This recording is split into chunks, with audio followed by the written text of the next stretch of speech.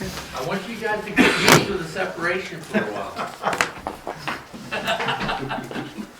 Okay, we will now welcome everybody to our Hermosa Town Board Work Session, Tuesday, January 25th, 2022. Of course, it's following the P&Z at 6:34.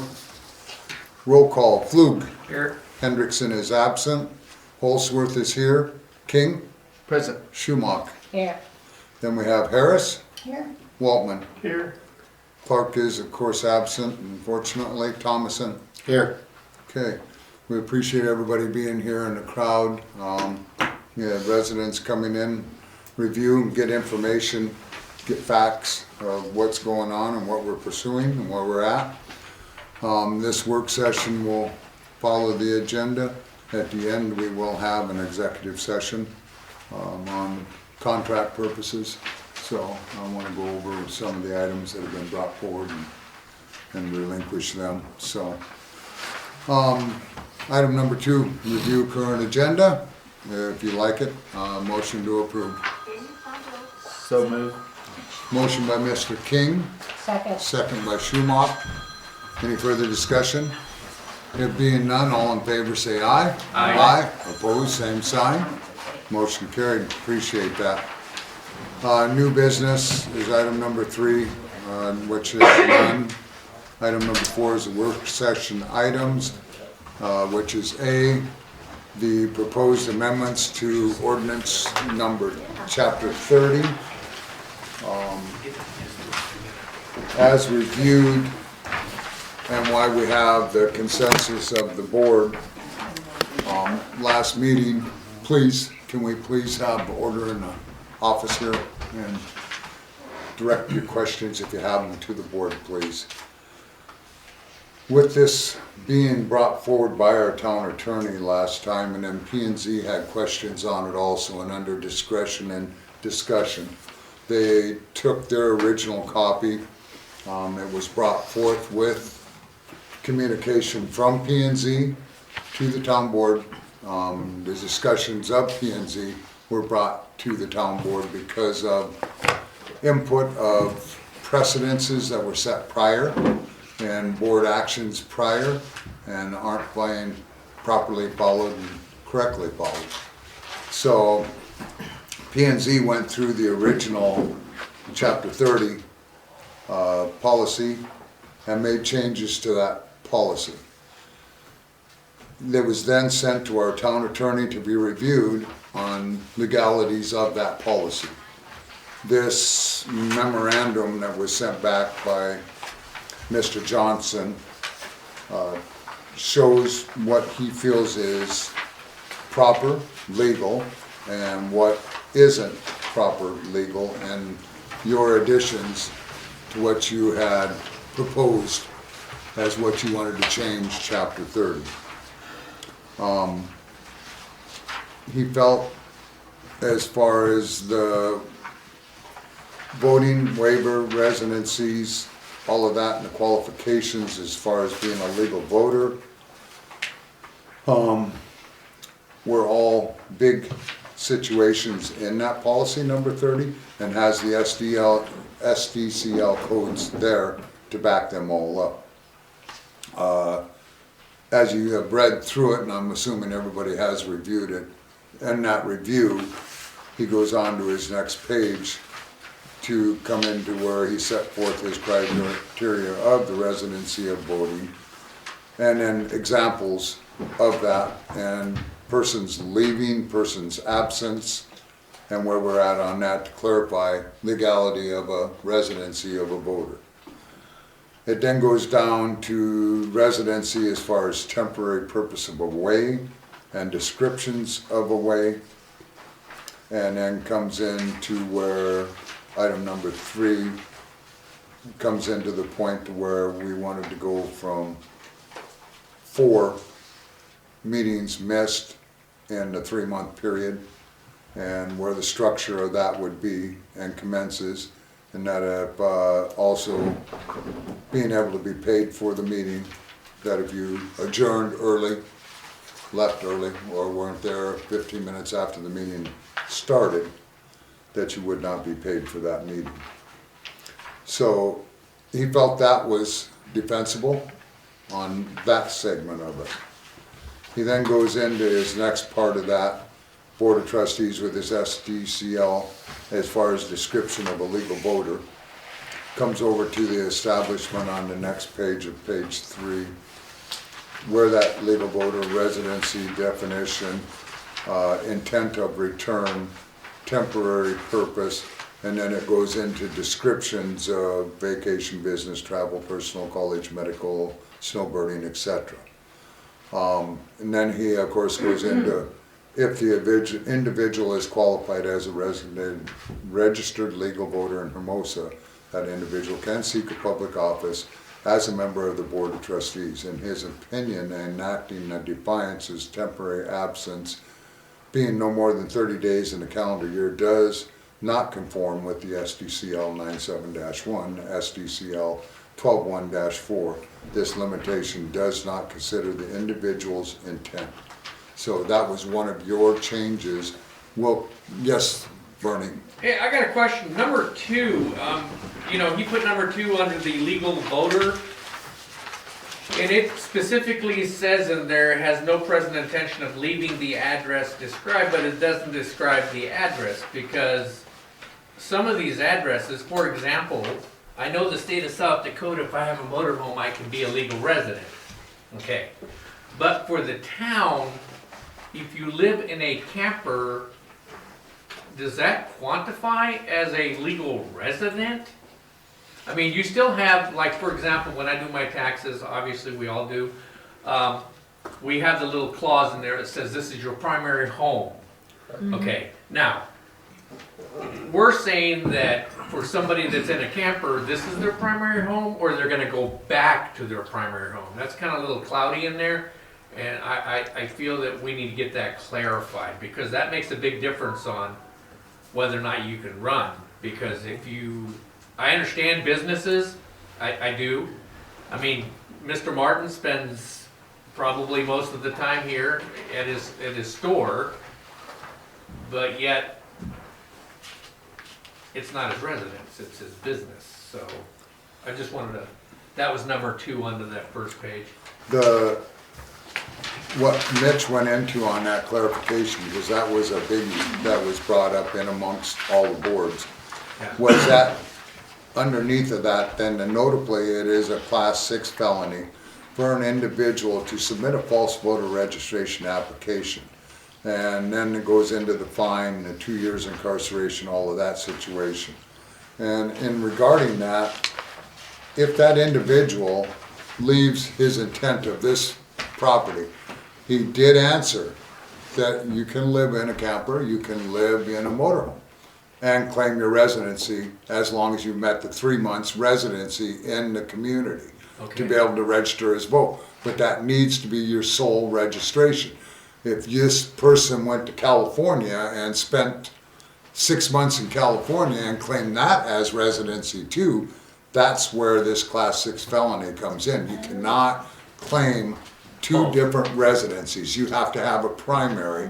You may have your mail ordered and moved forward to where that temporary positioning is in California, but you cannot change your residency to California for that period that you're gone, then come back here and claim this as your primary residency. You have to claim one. Right, and whose responsibility is that gonna be?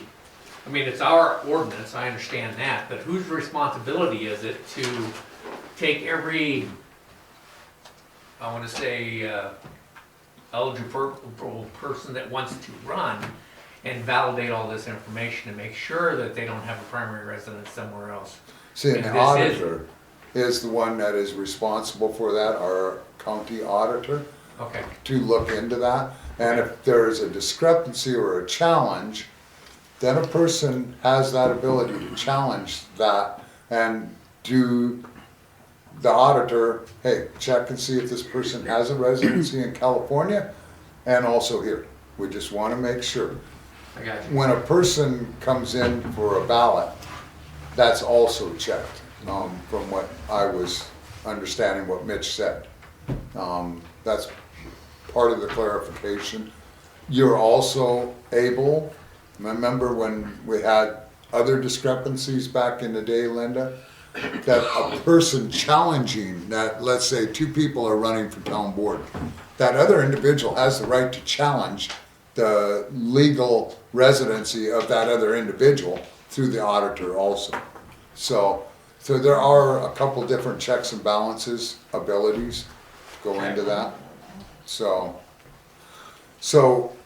for our answers then, on that residency, from what I was clarified is, yes, he can live in a camper, yes, they can live in a motorhome. As long as they've been here 3 months, then they claim this as their primary residency. But they can't have two residences, No. just one. Correct. Well, excuse me.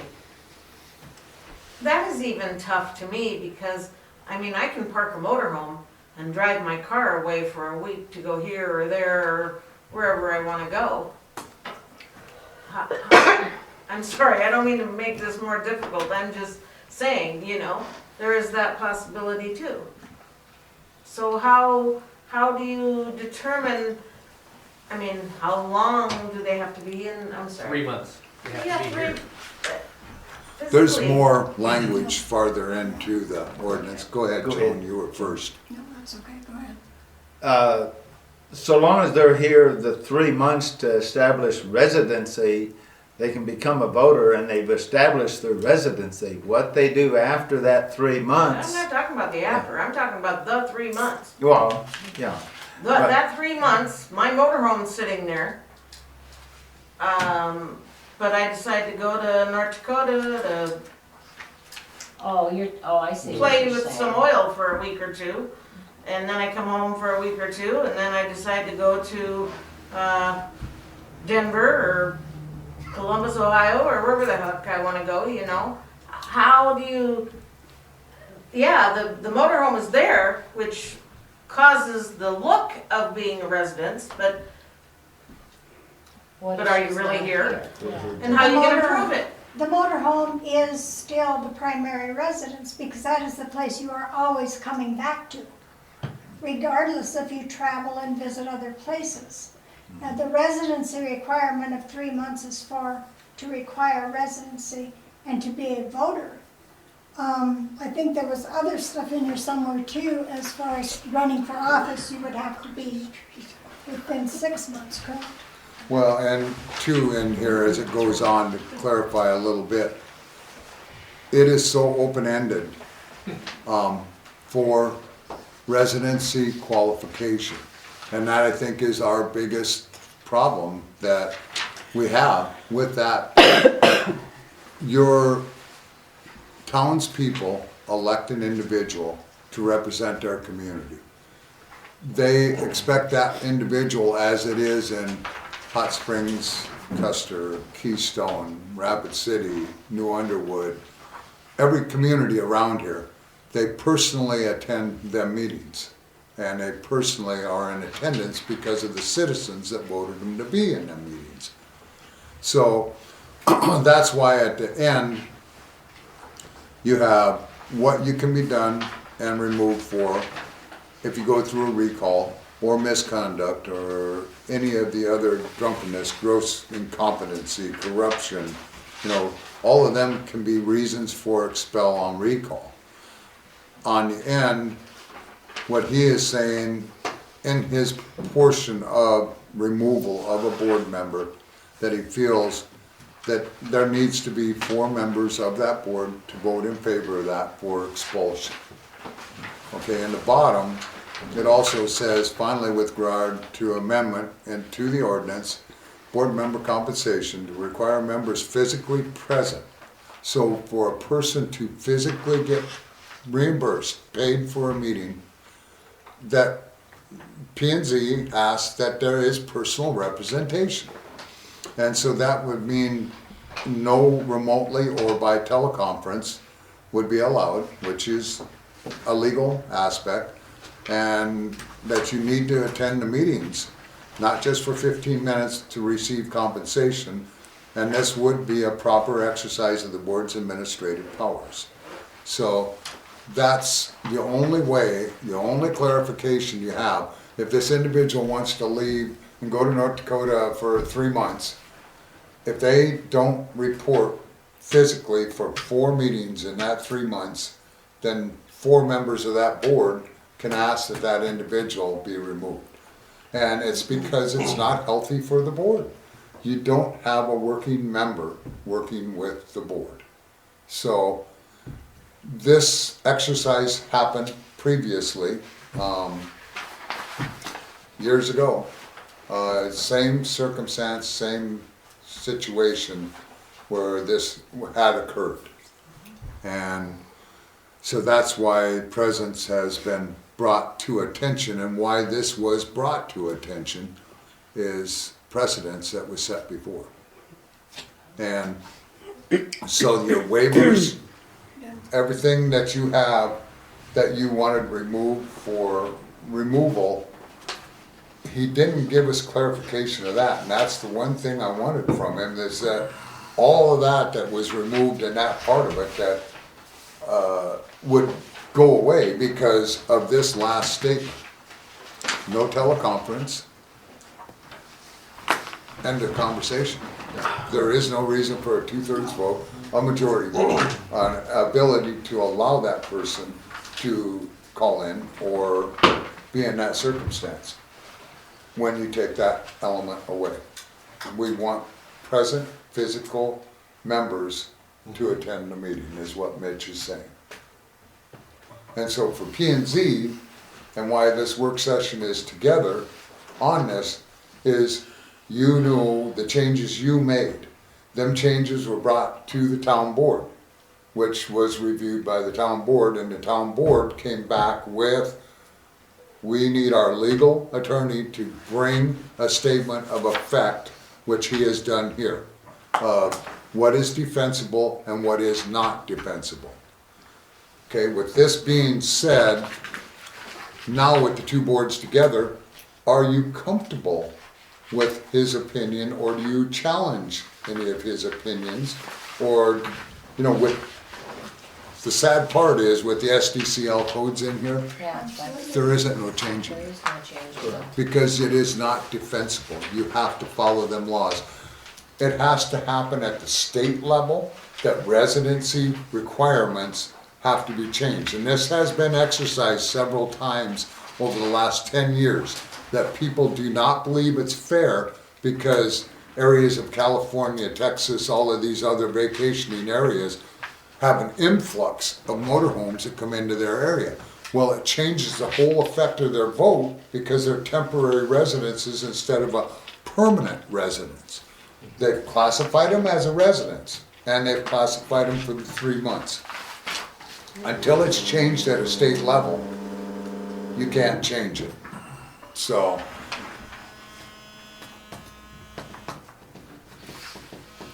that's the unfortunate part about that. That what we have to do is go after legislators, the senators, to be able to do it for our state.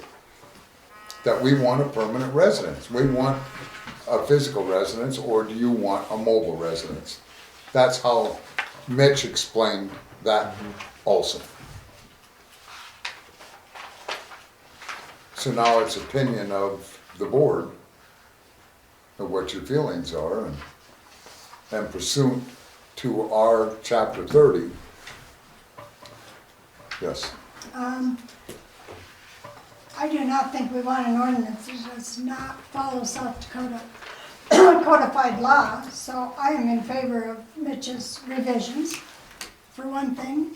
Second thing is, I think it helps tighten up this chapter 30, instead of being just open to interpretation, so each member that comes across with the same circumstances is dealt with differently, which I don't believe is right. You know, if you have the same circumstances, they should be dealt with the same, and it should be clear in your ordinance how you will deal with them. Other thing I think sometimes people forget about is being on a board is not just attending a meeting. There's so much more. There's so much personal time spent doing other things that move it along. And you have to be here to do those things. Whether it's physically looking at a lot, or getting on the computer and doing research, or coming up to the office and looking through records. I mean, it all takes time. And some of it maybe you can do from a distance, some of it, most of it you cannot. And I think that's just something that people aren't thinking about. But in the whole scheme of things, I'm all for Mitch's changes. I think they are fair and accurate as we can be. Thank you. Further from the board, I just got the one question, which is the last paragraph that Mel put down there. I understand for compensation purposes, they need to be here, period. I'm not gonna debate that. However, if somebody happened to have COVID and we really don't want them here with the rest of us, I understand they won't get paid, but I believe they should be able to teleconference in if they would like to have words for, like if I have a big input that I'd like to share with everybody, I think having the ability to teleconference in, knowing that I'm not gonna get paid, not that that's the reason we're here, but if I have some input, I think that should still be allowed. I mean, you won't get paid for it, I understand, no arguments at all for me, but as far as, I'm talking board members, not everybody and anybody that wants to teleconference in. I'm talking about if one of the board members feels strongly about one of the issues that's coming up and you can't come because, you know, for whatever reason, COVID or death or whatever reason, I think they should be able to input that. Or we be brought able to that log up to in. Mitch at the meeting, and Mitch said, if you're gonna cut it, you have to cut it all. If that Really? person has input, then they can write that input, they can bring that input, they can have another member put that input in for them, but Okay. it has to be straight across the board, otherwise you confuse it. If you don't have enough for a quorum, you reschedule the meeting, Oh, I plain get and that. simple. Yes, Well, I agree, a person should be able to hear it, but it has nothing to do with their input as far as I'm concerned. For me, and I've had this happen when I was on the board, I could not attend the meeting, and I did call in, but most of my reasoning for calling in was not to put in input, because I think I had given my input to the finance officer, but that I wanted to hear what was going on, so that I didn't miss anything, so that when I came to the next meeting, I wasn't, I knew what happened, because I heard it all. Not saying that they should be paid, I believe they shouldn't be paid. I believe also they shouldn't be able to vote. I would have to say that if you're going that far, you can't vote, you can't get paid, you can't input, but you can listen. That way, you don't have as many questions for the board when you come to the next meeting. You have been informed of what happened. I totally get it, but in chapter 30, oh, I'm sorry, go ahead. Didn't we discuss that in our last meeting, that we would, that was absolutely acceptable for someone to listen in, that way they are caught up and they weren't missing? At P and Z, Correct, at P&Z. town board, that was brought up, that was where your expression was, but Mitch said, then that brings all the language back in of the voting, of the 2/3, of the majority, of everything on that circumstance to allow that person to listen in, because if you're going to remove teleconference, you have to remove teleconference. It isn't allowed in any form, fashion, or shape. That's what Mitch said. Flat done. Out of it. Otherwise, you just as well leave the policy as what it is written right now, and you're not accomplishing it, and you're not gonna get your full board attendance is what you're trying to accomplish. It's unfortunate, and I totally get where you're going with it, but it puts the format into place of, like it was brought out at the meeting, that person was elected by the town as a citizen's one personal representation. So, and isn't that exactly what Mitch said? You know, Can you not add back into the ordinance to make it that it's possible to be teleconferencing?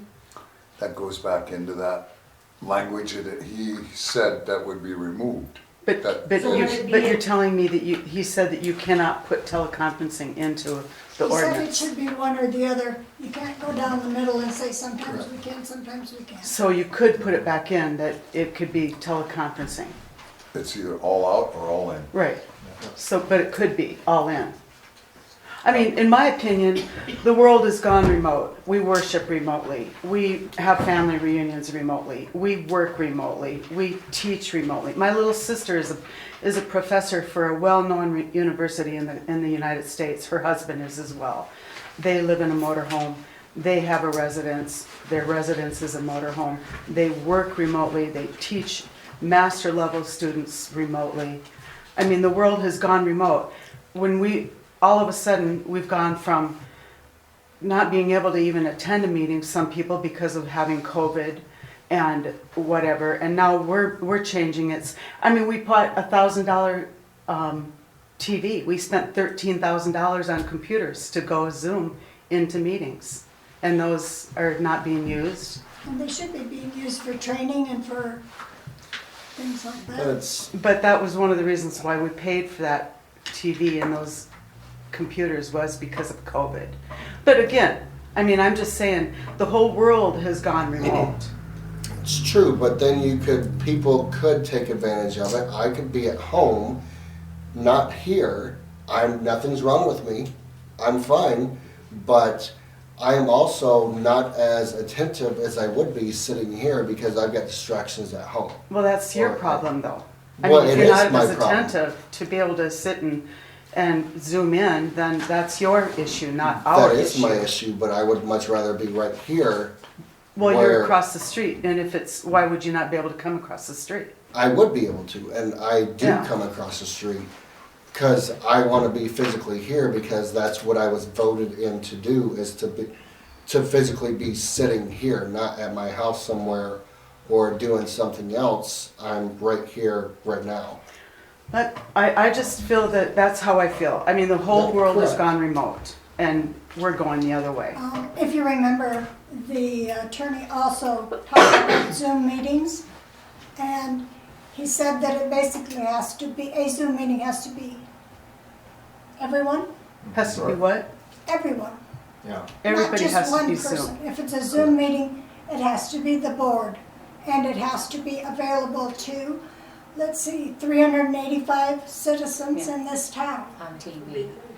on Zoom, which Just now we're possible. creating another very expensive alternative to having people come to a meeting. But those are things that I did not know until we spoke with the attorney. Not really, I don't know how it would be expensive Oh, if there's a, Bob, There's had his hand charges up first. for Zoom. to click on a link to join it. Or Bob, the The gentleman presenter, answered oh, okay. my question. Connie, you had a presenter. question now? which would be the Hermosa would have to pay fees to do that. When you, To yes, you Zoom? do. When you get over a certain number of people, you have to pay fees to. Maybe that's something we need to check in on to see how much the fees are. Churches don't. Yeah. Churches are nonprofit organizations.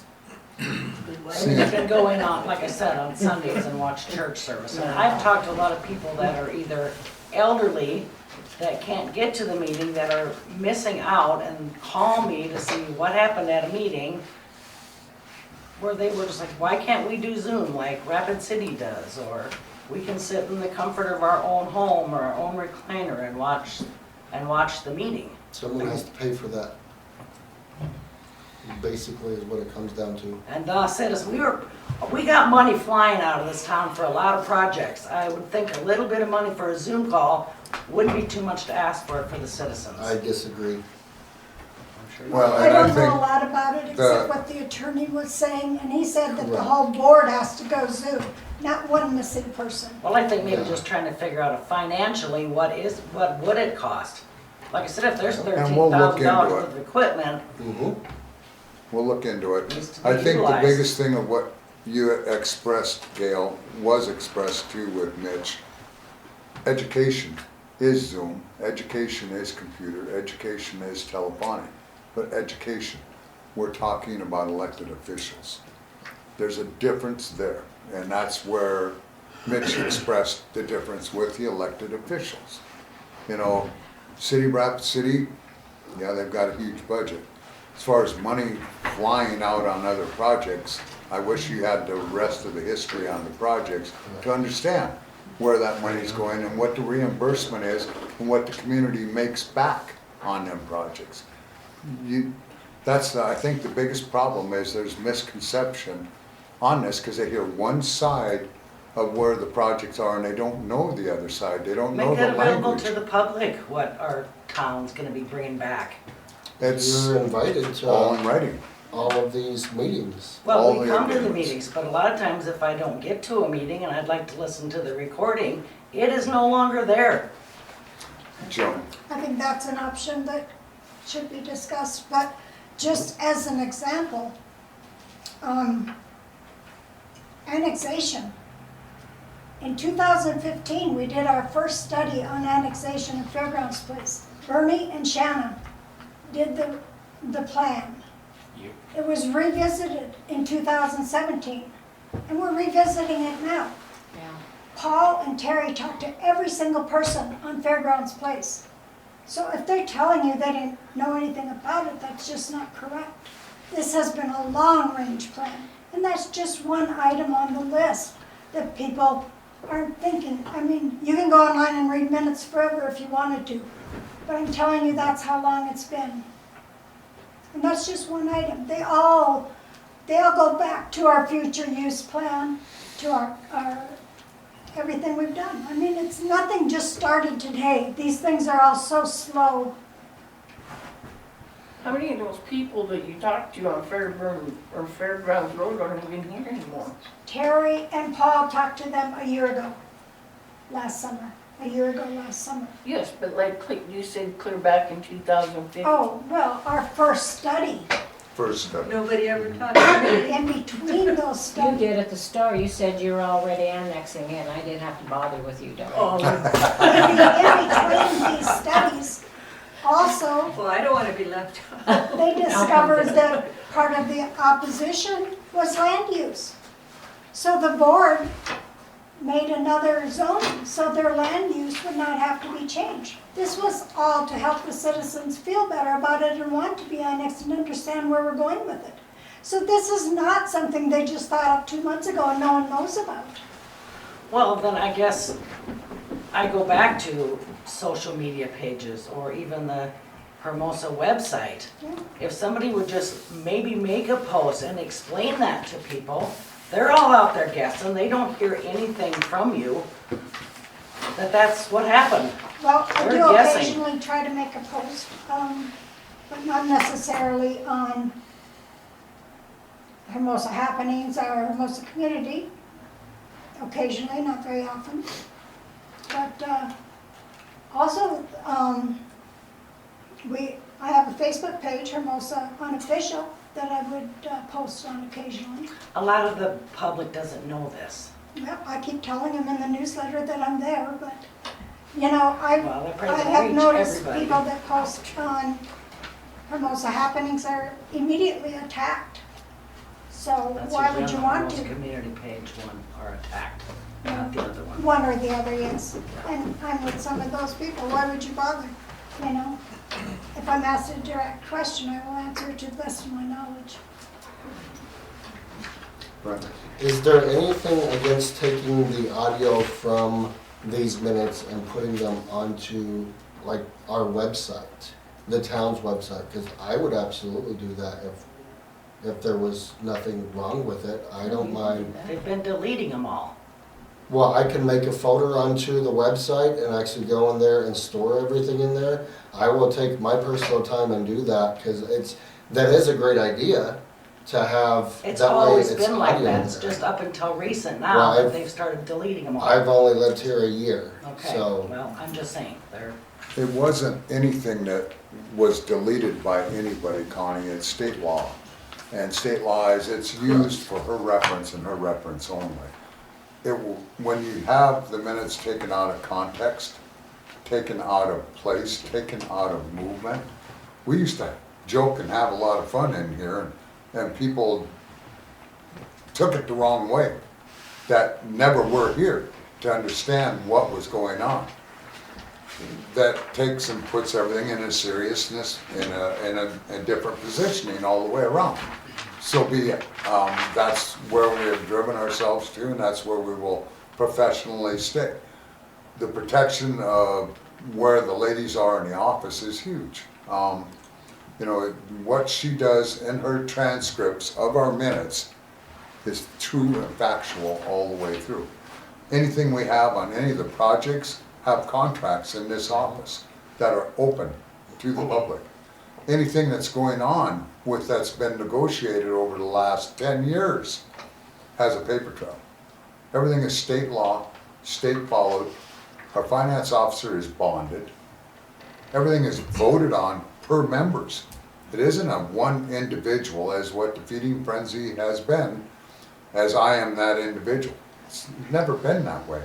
We have 5 members of the board. We have, or had, 5 members of P&Z. They bring suggestions and they do the voting the democratic way, always have. Connie, if you read Robert's Rules of Order, usually it just says minutes, all minutes really need to have is what the action is. It doesn't, you don't have to have that she said, I said, they said. It's just, the rules and the statute shows what, it's just what the action is. I mean, I could shorten up the minutes considerably if I pulled out a lot of things and just put, here was the action. Here's the motion, here's the action. It doesn't have to, the minutes don't have to have all of the discussion even included in I it. understand that.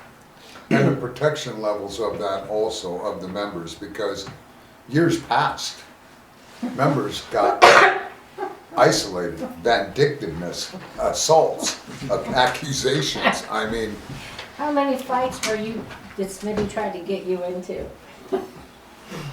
it was horrible. That was common. And the people would just pick it apart, you know, and so legislation has done it as well as Robert's rules to protect the individuals within the boards, and same as an anonymous on abatements, you know, that so you don't have where if you made a complaint against Bouchard's or made a complaint against me, it's anonymous, so that you aren't picked on by that Walk right individual. over there and talk to you.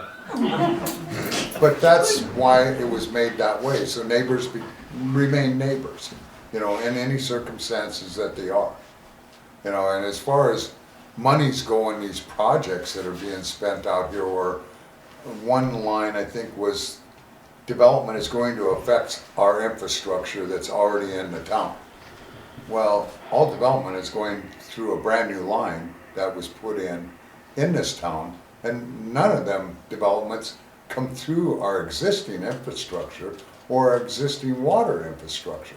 It's an all separate entity that has been put in almost 20 years ago. That brand new line that runs down from Lazy R, and which was put in because Lazy R was in state defiance and going to be shut down because of their septic system failing. And that's where all of this developed from, to have this all happen 20 years ago. You know, and this trail, this paper trail is here on all of them projects that we've struggled and fought, and like you say, the timing. We've been on this well for 5 years, and the sewer, and what we've done in developments, and how many years we've been on them. I mean, it's unreal. Yes, sir. Yes, I'm listening to everything going on here, and I got a question for the board. We're talking about all this line and all this infrastructure that's going around our town, right? That's already there. All right. How come we don't have decent sewage in our town? We got water coming from 3 different areas in town, running on top of the streets, down the ditches, and on the roads. And we're not getting nothing done with it, Dan. Oh, yeah, we Where's it at? You show me Whoa, whoa, in whoa, whoa, town whoa, where whoa, this, whoa, now whoa. wait a minute, let me finish. It's Bring it coming back clear to up order, from please. Gary Jones's water running out of the place, clear down and through the alley. Why hasn't it been taken care of? I see all kind of piping and everything going All of these around pictures town, have been down through posted. the ditches, to and past shore, mud bog out there, and we're not getting nothing. And it's coming through my yard too. All the stuff that's posted here, that's been posted on Facebook, all these feelings, all these emotions, and no facts to them. Well, you just won't look at it, there are facts. Calm down. You know, if you have been to the last 3 months of meetings, Don, and seen that we have engineers, that we've met with the school, that we've tested the water, that we went through and found that it is spring water, Mr. Ferguson just come back with the test and the hardnesses on it last meeting, and that it is all spring water. We are aware of that our school addition has created some problems, and we have 2 engineers that are meeting tomorrow along with the town board to work on all of these problems. And it's not something that comes together overnight. We know It the ain't problems. just been We overnight, know Dan. the problems. And we're trying to fix the problems, but you don't fix them with trying to blame it on the town, trying to blame it on the board members that we're doing nothing. Actually 4 months we're going on that we've been working on this and that we brought it to the school's attention. And the school said it's not their problem. They've done everything in their part and have denied it. So now we have to go in and prove them wrong. Well, I got a question on this, and you're right on that point. They got a lagoon down there, just bone dry. Bone dry, not a bit of water in it. But we got water running on the east side of that lagoon that they got, into the street, down the ditches, and it's got that whole pasture flooded with water. Yeah? So why isn't something done with it? Meeting tomorrow, Don. Maybe tomorrow. That's what they Meeting keep saying. tomorrow. Maybe tomorrow. We have 2 engineers meeting tomorrow. That's fine. That's what I'm all trying to we'll let see you of hear, the Don. meeting. And that we've been working on it for 4 months now, fixing it, because we fully feel we know where the problem is coming from. But we have to prove it. You have steps to do it the right way. I wish you could make it that simple. I wish we could do that, Don, and fix it. But if you go into it that way, we're going to pay for it with the town's tax dollars, when we did not create the problem. We didn't have this problem until the school addition was done.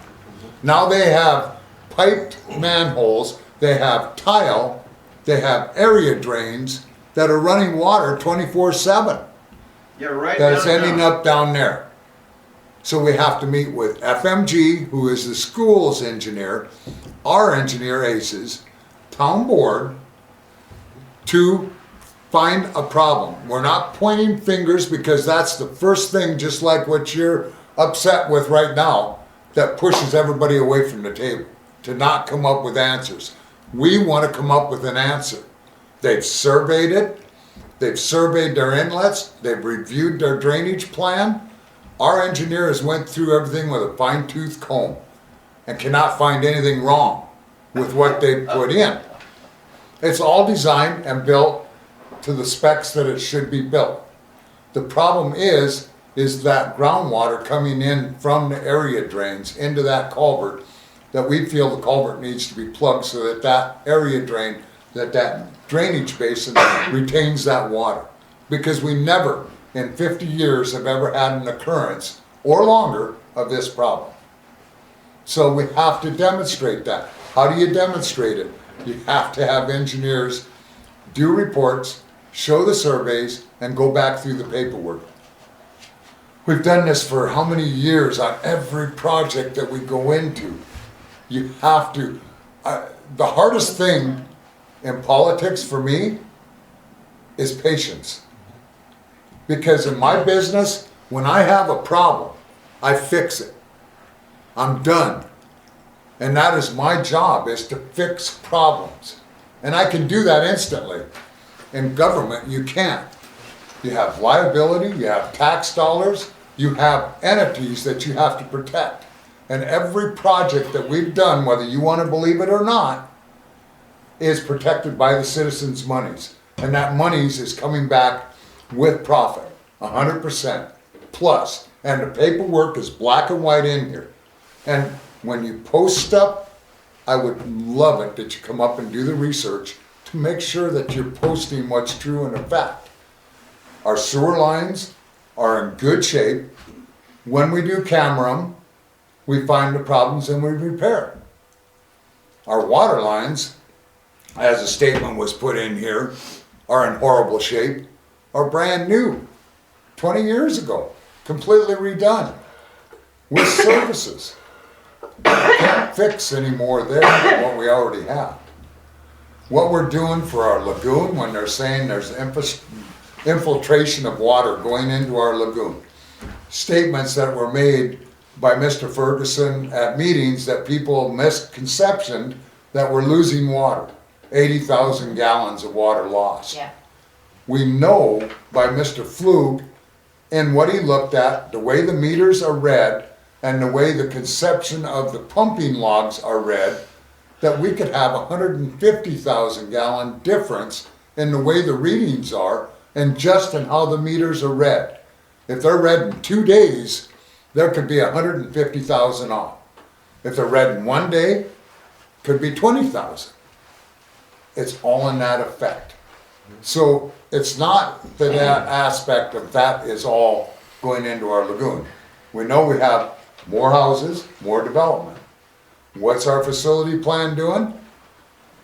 We have a couple items that have come up that are probably going to work in our favor to go to a treatment facility instead of a lagoon. So we're hoping for that to be able to eliminate that problem. So it makes it a better situation for the residents, and then we can sell the water to the farmers or ranchers or for irrigation, or it's clean enough to pump into the creek. And we eliminate our problems of worrying about pumping the lagoon. Yes, ma'am. I just have one comment. I appreciate the explanation. I never knew what was going on, but that goes back to not putting it out there. When, you know, I've been to quite a few meetings and I've never heard what you just said.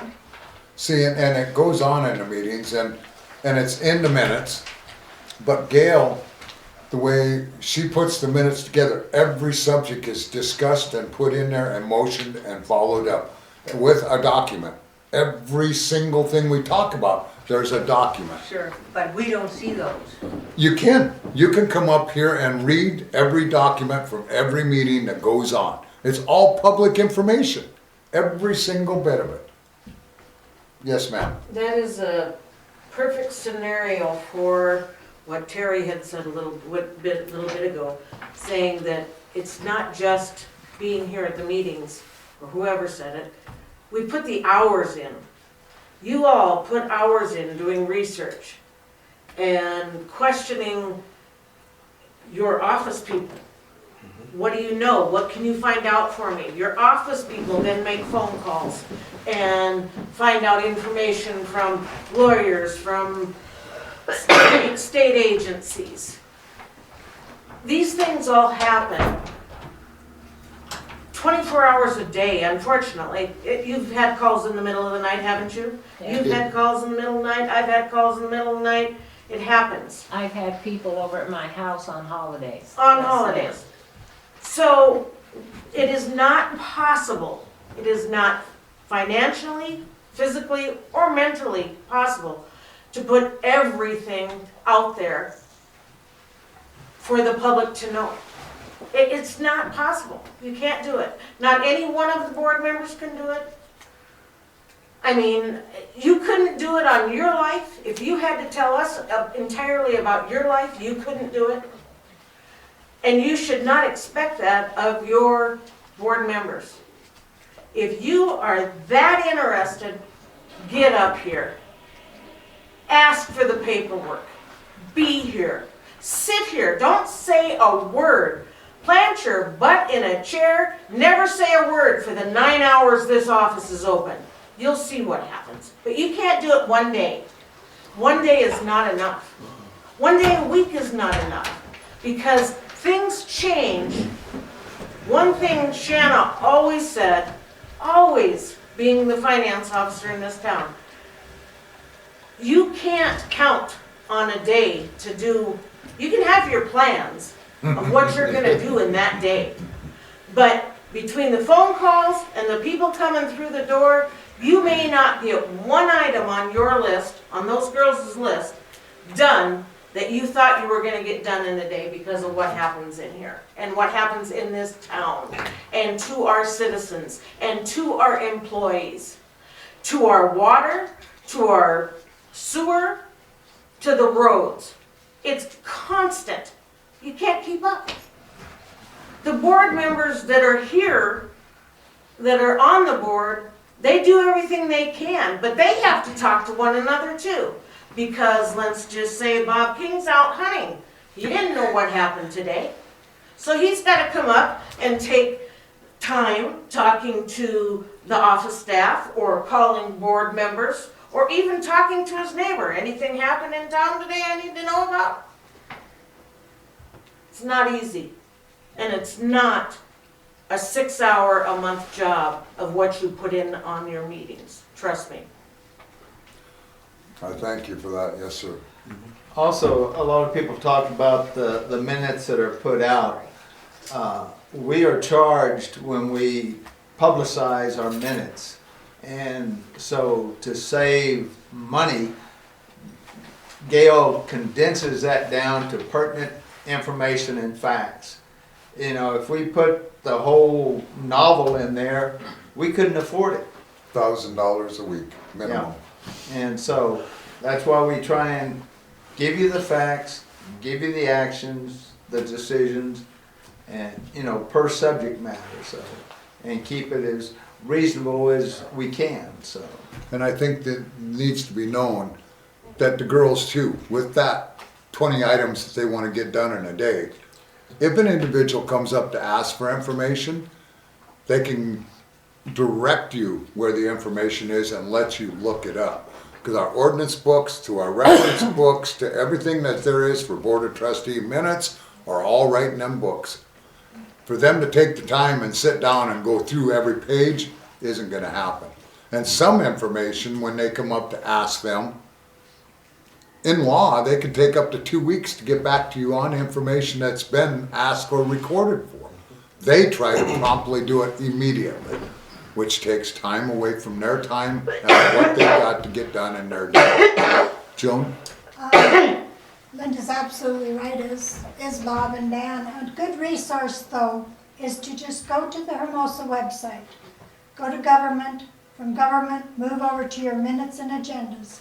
When you find tonight's agenda, not only will you have an agenda, you will often have the whole packet. You will be able to read the engineer's staff reports and all of that. And then if you follow that up by reading the minutes, those minutes are going to make more sense to you because you have the background. I look it up all the time. I know Yeah, where and it's it's, at. you know, it can be confusing sometimes, but It can be. for a lot of people, it's much easier than coming up here looking through a big old book too. Yes, sir. And yeah, I'm probably the newest one here. I've been here a year, just retired from the Air Force. And I've been on the board, 5-6 months?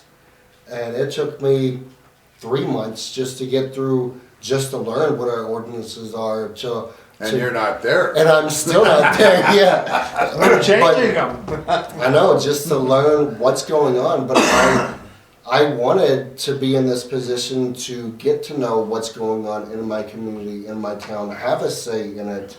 And I love that. I mean, this is the first time that I've been here that we've had so many people in the seats.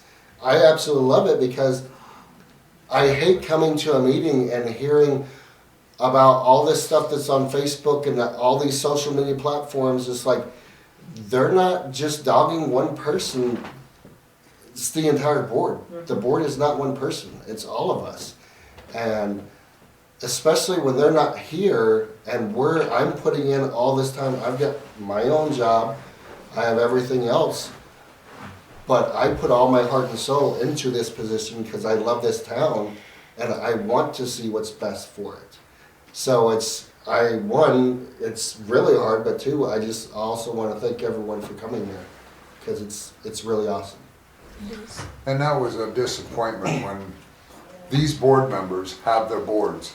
The best place, I spent 5 years on P&Z before I even got involved with town board to learn the ordinances and the comprehensive plan and the zoning and the future use maps. And even then, you learn something new every day. I mean, there's something new in legislation, the laws, to effects that we have every day. It changes that quickly. And that's why it's asked. And people say the boards are corrupt.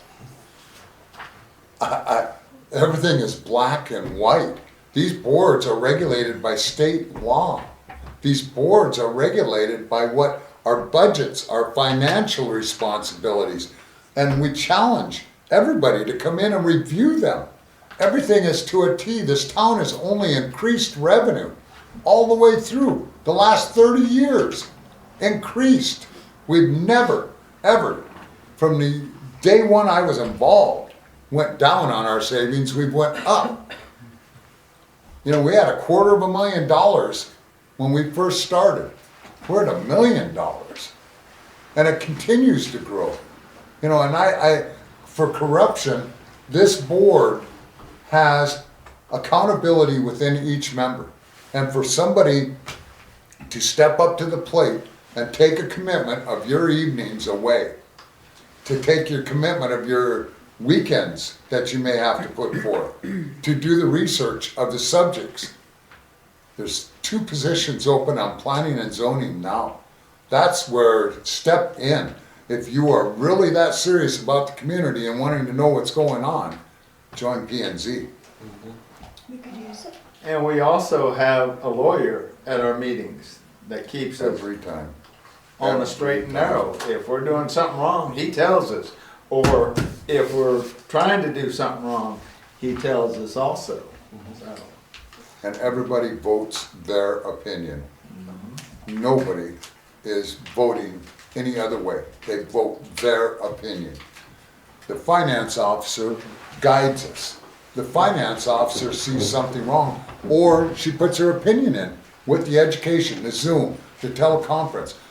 That's what it's all about. It's called democracy. It's called input.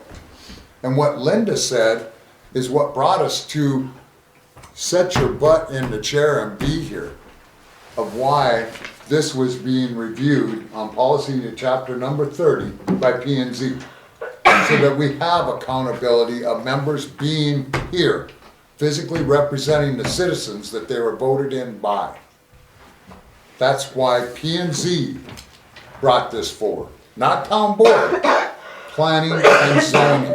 And that's where the stories were brought wrong again, that it was brought through them. They are a review board, as they're going to be going through the comp plan, as they're going to be going back through the future use plan. Everything that's coming forward in studies for annexation in the future, you have to do that for your loans and grants that we apply for our water and sewer. Without them studies, DANR won't even talk to you. They won't even look to you. And the millions we've gotten over the years is phenomenal. or if it's streets, trails, Drainage? sidewalks, drainage, Oh, jeez. and. You okay? Oh, I thought you fell Drop down. the phone. No, we don't want Already that. jumped. It's just his phone. It fell on the floor so many times, I'm surprised it works. And again, the ordinances that we have, some of them are old, some of them are new, or, you know, we got hit with marijuana, medical marijuana, and we still got recreational marijuana to come to too. But, you know, ordinances, you know, we have to react to the situations that, you know, come at us. So we've got old ordinances that we, you know, need to review. Are they still current? Are they still applicable? Do we need to change them? It's just like any other laws and regulations. new issues come in, we have to establish ordinances and regulations or resolutions that, you know, pertain to those situations. So, I mean, this is no crystal ball, and, you know, we make our best, you know, judgments with the information that we have. That's why we try and gather as much information as is possible to make sound, you know, decisions for, you know, our citizens and for the town. And whether it be financially limitations, you know, we have to, you know, consider all that too. So there's a lot going on that people may not be aware of, and they only see bits and pieces of it. And as everybody knows, the government doesn't move real fast, especially when you start talking with rules and regulations. We have the planning and zoning that reviews it. Then it comes to the board. Well, those are a week apart, possibly, or maybe 2 weeks apart, depending on if it has to go back to them. And but you know, we make our decisions as soundly and as thoroughly as we can, with as much information as we can, so it's the best decisions that we can make. So things don't happen overnight. And I sat on planning and zoning for 2 years, Yep. almost 3, so I understand that. But I guess I'm just curious, so how did the ordinance, chapter 3, what is the ending of that? I mean, we kinda got lost in whatever, I mean, what's, I'm gonna bring How's that that back around, but go ahead, Joan. No, that's fine. Go ahead. You have a comment? No, I was just gonna. My feeling is, Bring it up. I'm going to ask the opinion of the board now, after the comments of what Mitch said, that we have him do a draft of what has to be left in with the SDCL codes. And by putting this last paragraph in, the only other thing that he felt, that if you were going to remove a board member, before it was where you could do it with a quorum of 3. He's saying he wants 4. So you need to make a decision on that. The other item is with the remotely by teleconference, completely removed. Or do you want to put it back in? I'll be with you in a minute here before I got to get answers from the board. And then we send that answer back to Mitch. Your opinions? Well- Teleconference, yes or no? teleconferencing, you know, we need to have an idea of what it's gonna cost us, how it will affect our meetings.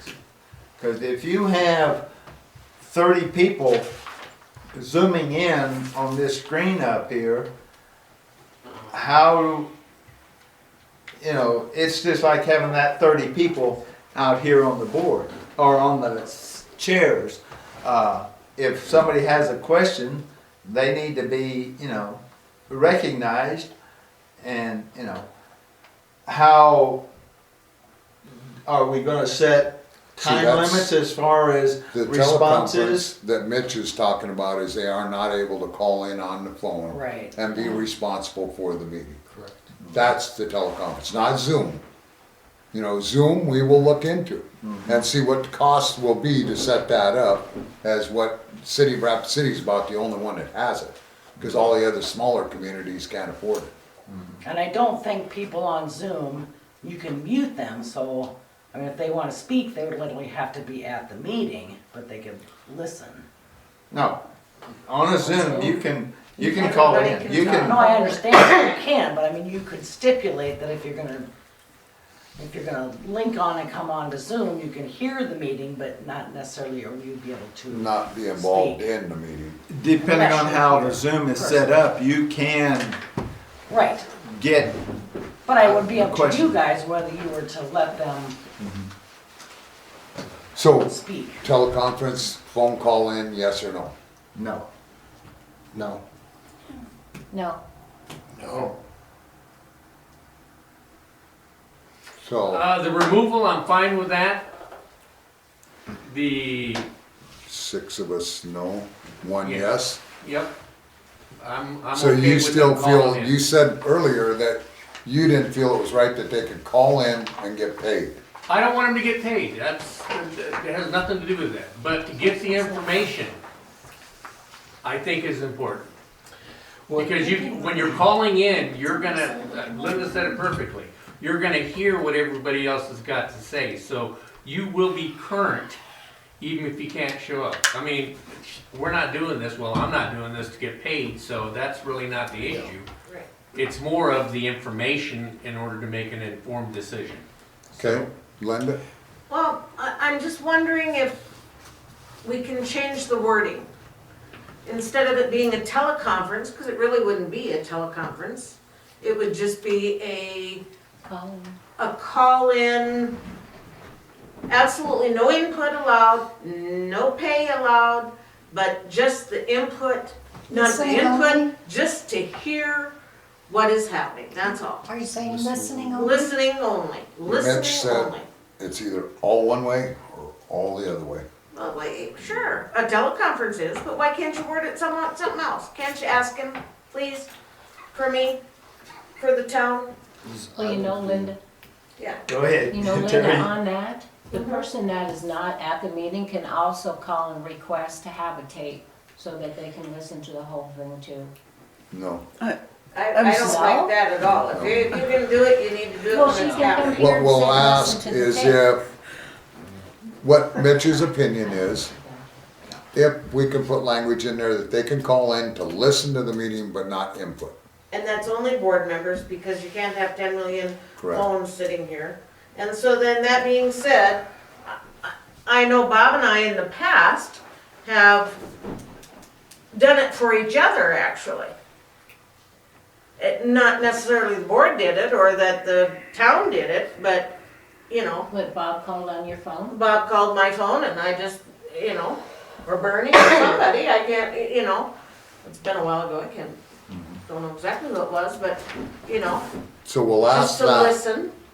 we'll ask that question then, that if a board member wants to call in and listen, they can, and they will not have any input, and they will not be paid. Correct. Okay, So you're muting them, so you can't hear their voice in the background at all, or anything that's going on their end of the phone? No. Nothing? no, correct. Okay, the teleconference, And that would be BOT and P and Z, correct. because they're both boards. Well, it's, Well, chapter 30 applies to both. Both, yeah, that's what, I just wanted the clarification. So then,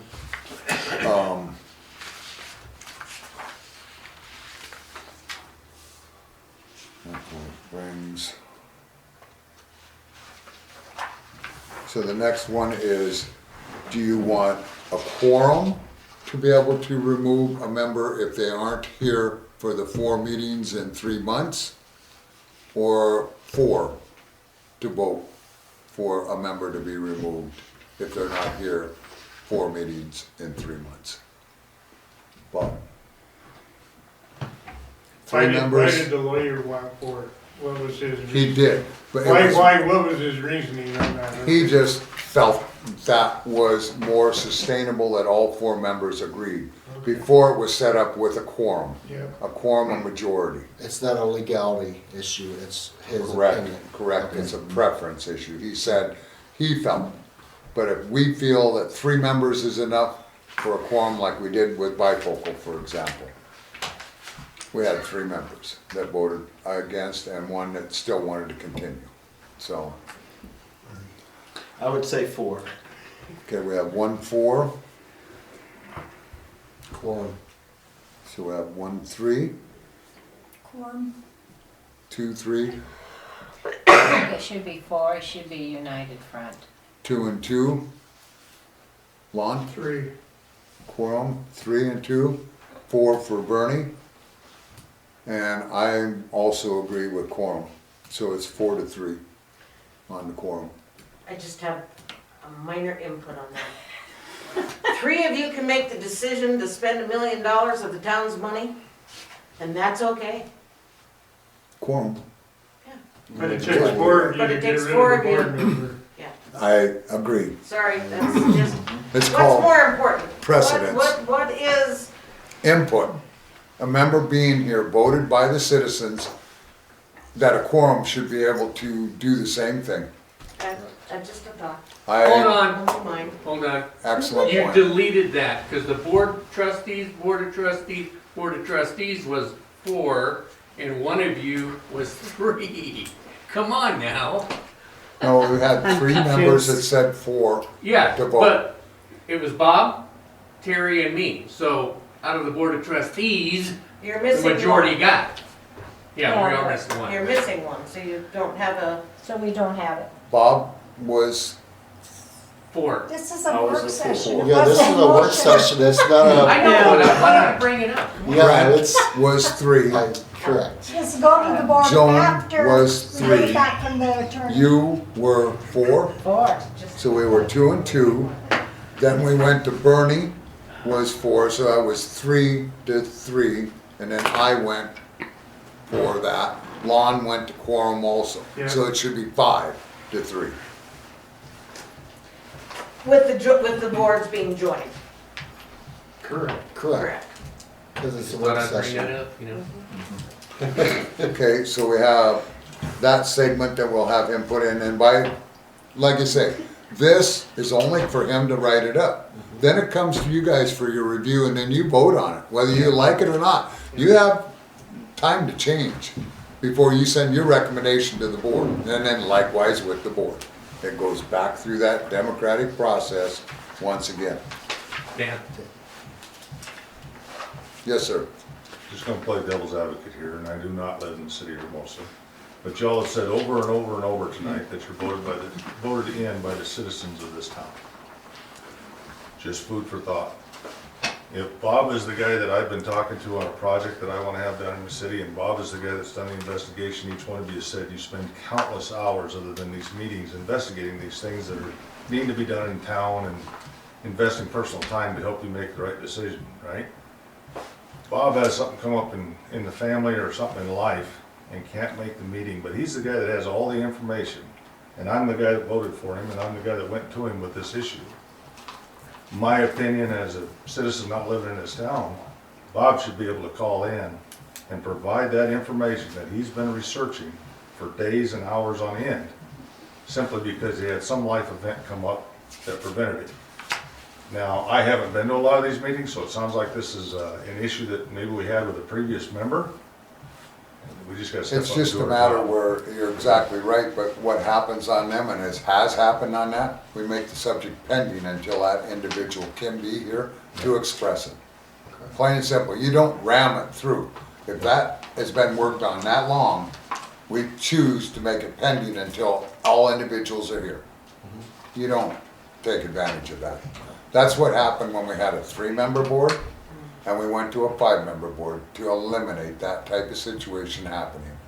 So that way you make it pending, and you wait till the situation comes back around, and you wait till everybody's there. Plain and simple.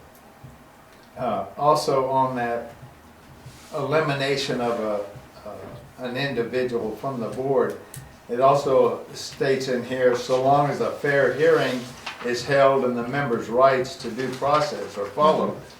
So That's it's the not, old one. that's from Mitch. That's from Mitch. Yes. So, I Yes. mean, it's not just 4 of us come in here one night and say, we want them out. That's not the way. You have due process. Exactly And so- right. Dates of that individual not being here is what we had before. And the circumstance of everything, it was all brought up, it was brought through the attorney, and it was all acted on through that process, so. Gotta be done legally. Yep. The other thing that there's a discrepancy in here, that one, our old one said you had to be here 15 minutes before. The other one says that you will only get paid if you're 15 minutes late, you don't get paid for a meeting either. So we need to have a clarification on whether you feel, number one, everybody needs to be on time. We're aware of that. If you're not here presently, then that's it. But I think it should say you need to be here 15 minutes before a meeting or not. Or if you're 15 minutes late, you don't get paid for the meeting. We need to know a clarification on that one. If you're not here, roll call, you don't get paid for the. Well, it says within 15 minutes of the opening. Yeah, but the old one says, This is the old one. but I mean 15 minutes in here after. It says, oh, that was present within 15 minutes of the opening of the, Correct. so. So we need to make sure that we got clarification on both of them too, to be put in it. So we can let the girls go home, they've had a long day. So you want roll call, if you're not here by roll call, then you don't get paid. Yeah. And as far as that way, late has no bearing at all. Correct. No 15 minutes. Agree with that? I don't agree with that. I know everyone has had something happen on the way home from work or on the way here, traffic slow or whatever. Not have. Accident.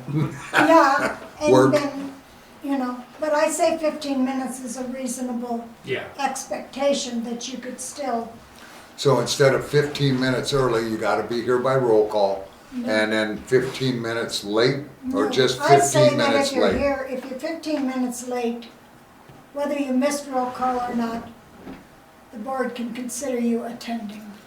When So the, do you feel that they need to call and say, I'm going to be late for the courtesy of the I'm board? sure that would be very nice, but I personally don't have the dexterity to call while I'm driving, so that's not gonna happen. Okay, so that's where we will not worry about the 15 minutes prior. We won't worry about roll call, just 15 minutes late. Mr. King, how do you feel? 15 minutes later. Brent, yes. okay, Yes. okay? Okay, Yes. okay, okay? Unanimous. I thought you had that in here for all but the first 15 minutes of the meeting in order to receive compensation. See, and we just, there's two different spots on it. One is, Okay. we Gotcha. just want one in it is Yeah. all. So it's not, yes, sir. And I have one question. If, and in here it also says that you cannot leave prior Correct. to That was, the end of a meeting. yep. I've been in a meeting here that was 3.5, 4 hours long. If I've got other meetings that night and it goes into that type of a situation, do I give up my other meeting or do I leave this one? See, and that was a declaration too that we brought up to Mitch. Mitch says, you're here for town board. So your declaration is town board. Don't schedule another meeting with your town board because you don't know how long they're gonna last. You know, you're hoping P and Z is gonna be an hour. You're hoping our last one will go as good as it does all the time. But we have had 3.5, 4 hour meetings before. So, to me, if you leave 15 minutes before the meeting is over, you don't get paid for it. 15 That's- minutes before the meeting is over? Correct. If you leave earlier than the It meeting, says You have to looking be here prior until to adjournment. there you go. Correct. Be here until adjournment. Be here till adjournment. So, Bob, you're good with that? Yep. Brent? Yes. Yep. Bernie? You little turkey. I'm right here. Yeah, I'm good. Okay, so you have to be here until adjournment, To get paid. correct? Unless one. Okay? And the only thing that gets you out of it, they have to pull you out of here on a stretcher. No, you let them adjourn, then you don't get paid. That's not your choice though. So that'll be good enough direction. Is there anything else that anybody else seen in here No. that they wanted differently?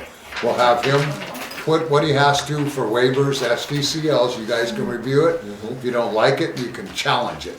Correct. before it comes to us. Then we are set to move forward to town board and then reenact it. Oh, signature lines. With this being in the formality of an ordinance, we talked about when we do our code of conduct, oath of office, that it should be signed right along with all the others, that they understand this agreement. That we have a signature, an attest, and a date. So that you know. Everybody's good with that? It's right there. Yep, exactly. So everybody is good with that? Okay, so signature, attest, and then date. And that goes along with the code of conduct, oath of office. Okay, anything else? Great meeting. I would like, can any of you stay for a short executive session? Guaranteed to stay no longer than 15 minutes. Is that real time or I knew it was coming. Is that rock, paper, scissors thing? That was a joke. So, with that being said, we have a decision made for where we're gonna go back to our attorney with. Item number 5 is items from the citizens. Any discussion? Hopefully it was meaningful for everybody. Yes, Can I ma'am. ask one question before you adjourn? And I don't want to cause a riot.